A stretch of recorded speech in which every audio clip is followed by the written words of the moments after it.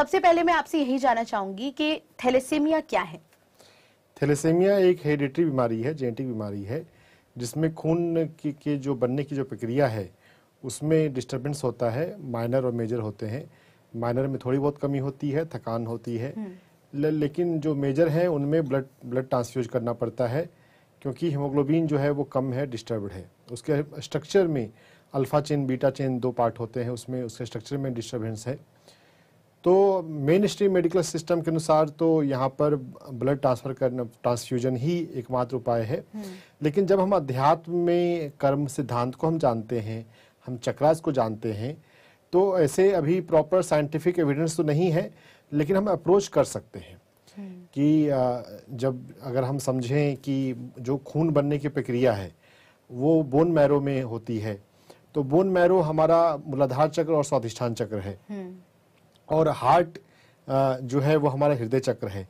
तो अगर किसी पेशेंट पे, थैलेसीमिया के पेशेंट पे, अगर हम मूलाधार चक्र पर, स्वादिष्ठान चक्र पर और हृदय चक्र पर, 3 चक्र ध्यान रखिएगा, क्योंकि ये अभी बहुत ही मतलब पूरी तरह से प्रमाण उपलब्ध नहीं है, लेकिन ऐसा ही होना चाहिए कि अगर हम मूलाधार चक्र को, स्वादिष्ठान चक्र को और अपने हृदय चक्र को अगर अच्छा बनाते हैं, साथ में अपने कर्म पे काम करते हैं।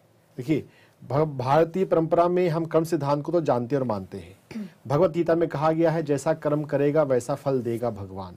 यानी कि कर्म हमारे हेल्थ को, हमारी लाइफ को प्रभावित करते हैं। तो हमें थोड़े अच्छे कर्म करने चाहिए, हमें जरूरतमंदों की मदद करनी चाहिए, जो हमसे कम साधन वाले हैं, जो हमसे अंडर प्रिविलेज्ड हैं, गरीब हैं, उनको आपको थोड़ी मदद करनी चाहिए ओकेजनली, जहाँ जहाँ पे आप थोड़ा कर सकें, है ना।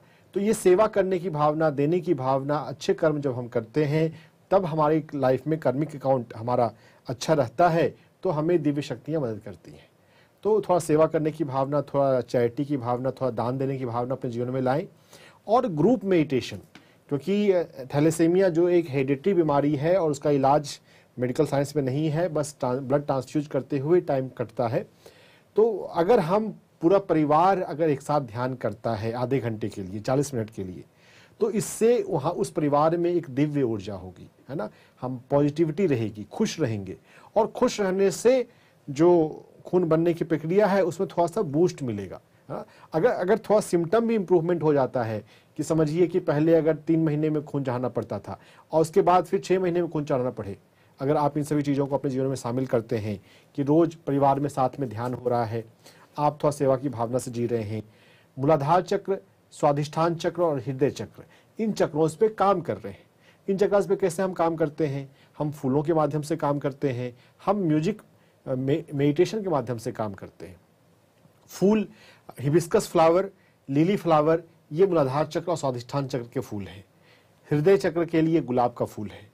तो इन फूलों के साथ हमें ध्यान करना चाहिए, इन फूलों की बागबानी करनी चाहिए, इन फूलों के पास हमें समय व्यतीत करने चाहिए। तो इससे हमारे मूलाधार, स्वादिष्ठान और हमारा हृदय संतुलित रहेंगे, अच्छे रहेंगे, है ना। और खुश रहना चाहिए। लुई है कि अगर हम सिस्टम को लाएं, क्योंकि लुई है का कंसेप्ट जो है वो कई सारे रोगों में बहुत फायदेमंद देखा गया है, तो थैलेसीमिया में भी कुछ इंप्रूवमेंट तो आना चाहिए। खुश रहना, जो खून है वो हमारी लाइफ में जॉय के प्रतीक होती है, हैप्पीनेस के। तो जितना आप खुश रहेंगे, है ना, जितना आप मस्त रहेंगे, उतना आपका खून अच्छा रहेगा, हीमोग्लोबिन अच्छा रहेगा।